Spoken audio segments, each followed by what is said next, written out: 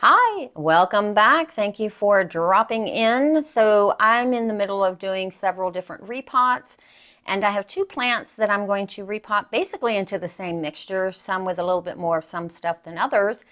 But I wanted to really show you and take you along on, on the ride for this maxima, Cattleya maxima, coerulea, that I received as a freebie when I bought my Phalaenopsis schilleriana from Yoshi over at Orchids by the Lake. If you've not heard of Orchids by the Lake or didn't know that Yoshi had this store, go check it out. He has some great stuff, and it does change frequently, so it's not always the same things.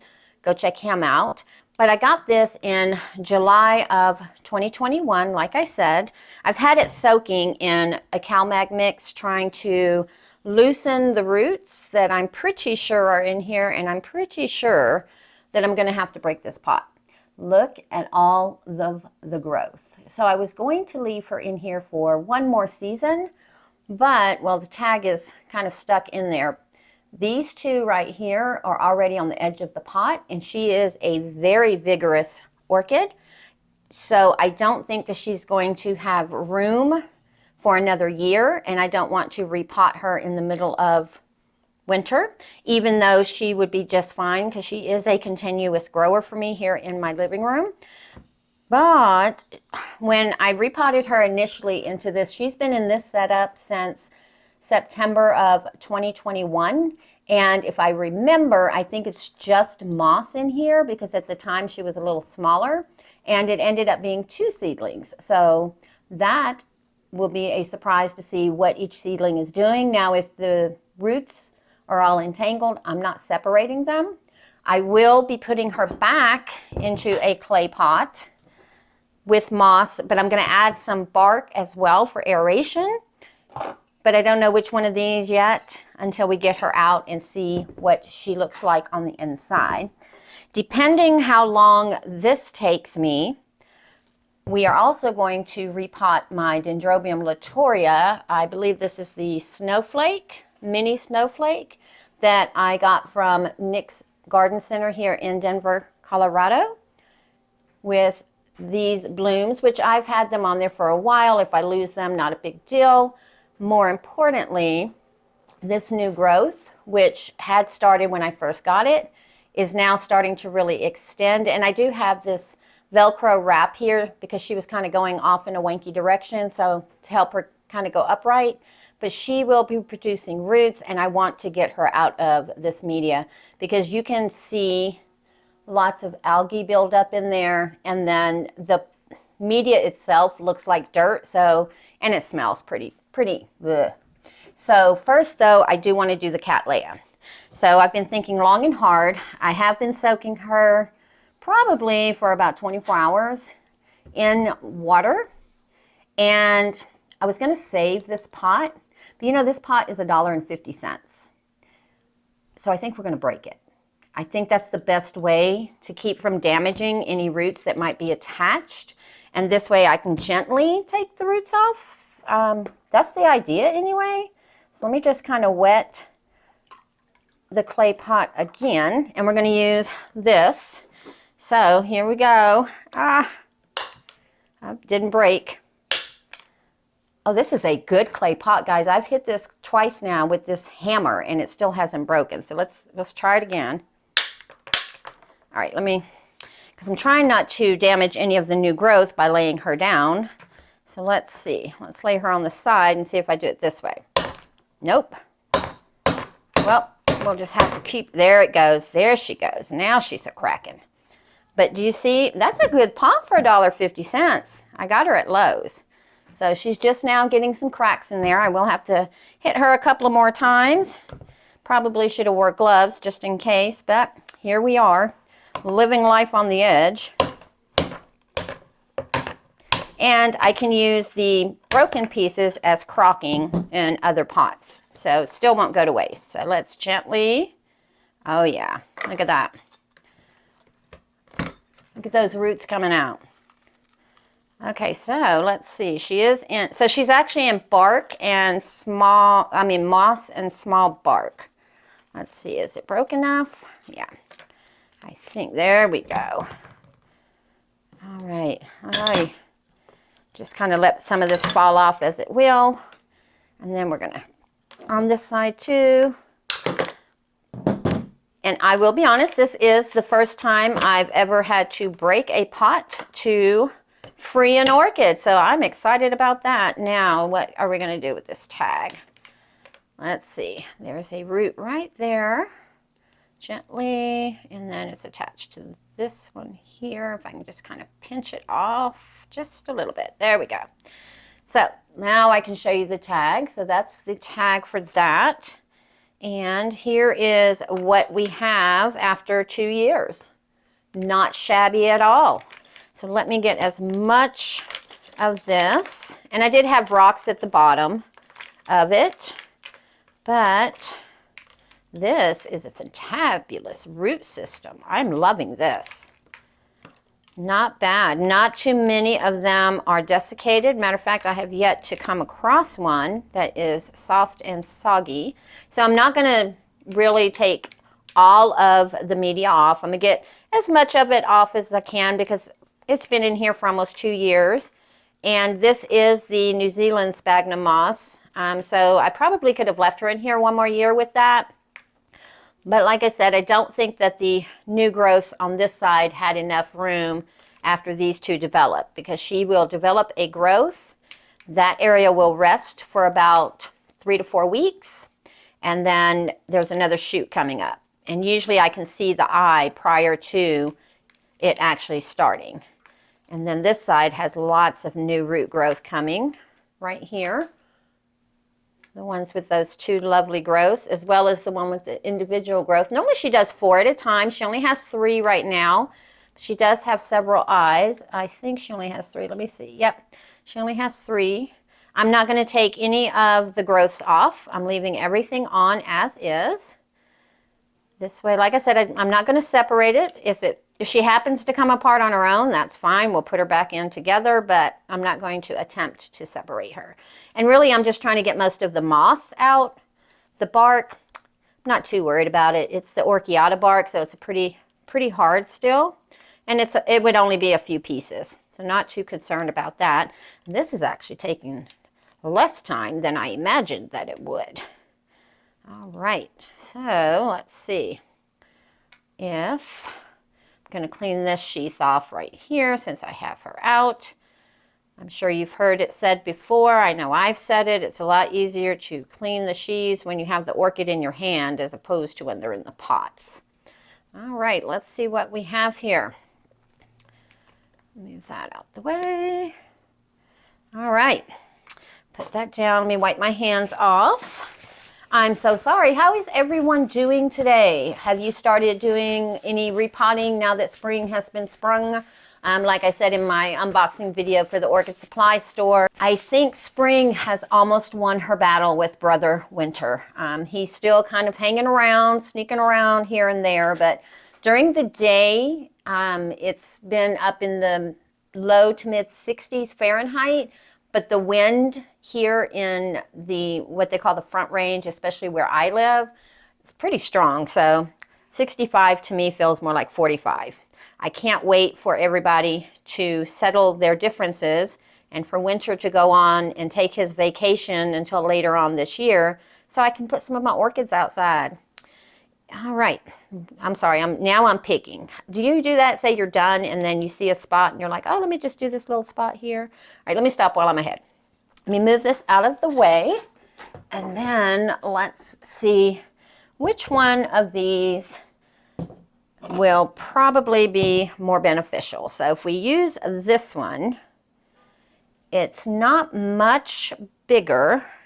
And I feel like, because I will put her in the center since she has 2 directions of growth, but I feel like if we put her on this side, do you see, I still feel like they're going to take over in less than 2 years, and I'd like to leave her in this for 2 years. And yes, I am putting her back into a clay pot. Again, if I have to sacrifice the pot in 2 years, then that's what we'll do. We'll sacrifice a pot.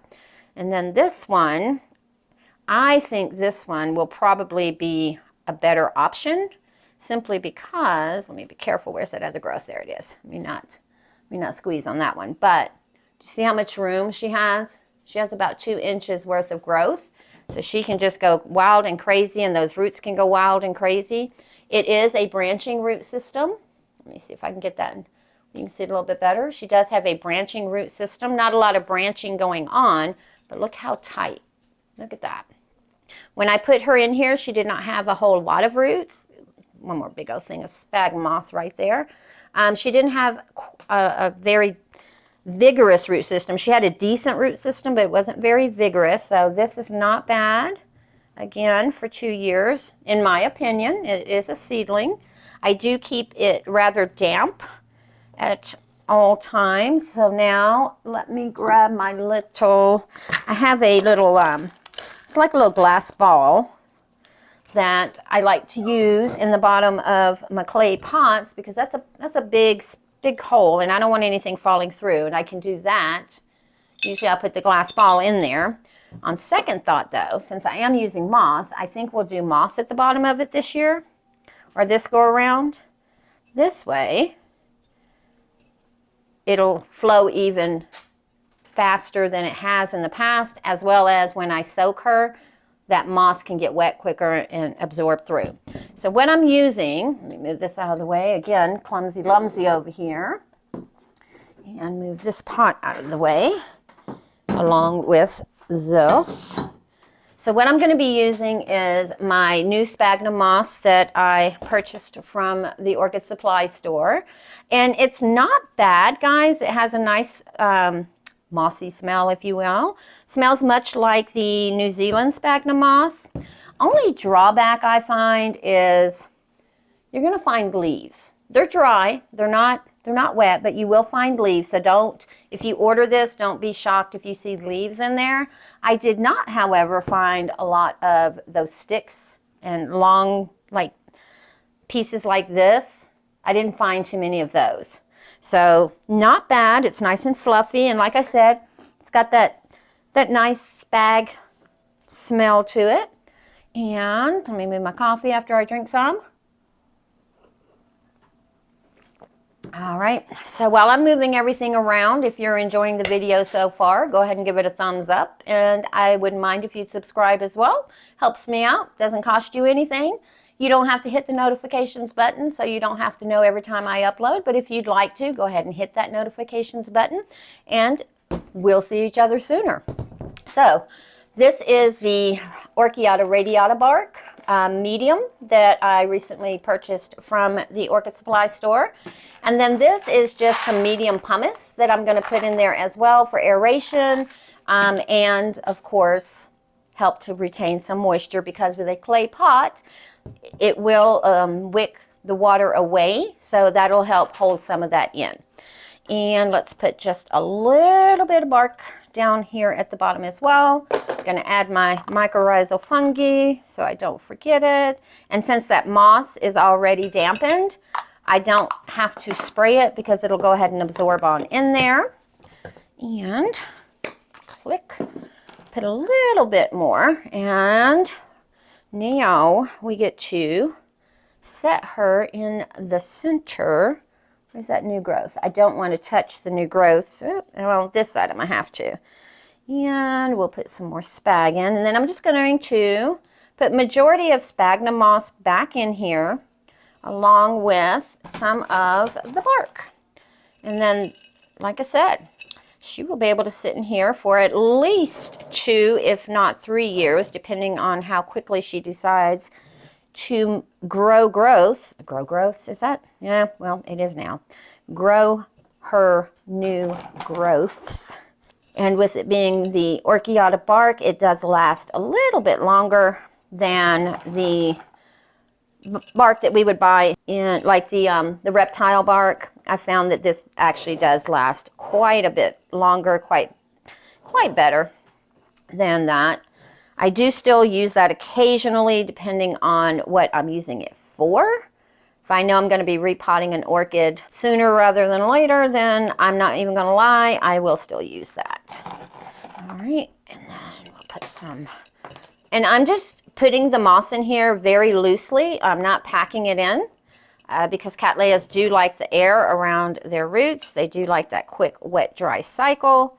So I'm trying to mimic what she just came out of. Bark and moss mixture.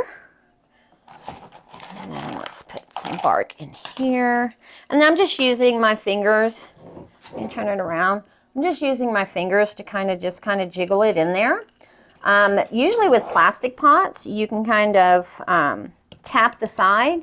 And you can do that with clay pots too. You're just not going to get the same quick effect because with the plastic pots, of course, it also bends, so it helps loosen it. Whereas with clay pots, you have to be a little more patient. And because they don't mind air pockets, I'm not worried about if there are air pockets in here. My main goal is just to make sure that the media is dispersed evenly throughout my young lady here. And then I'm going to finish doing this, and then we'll come back and we will see what she looks like at the end.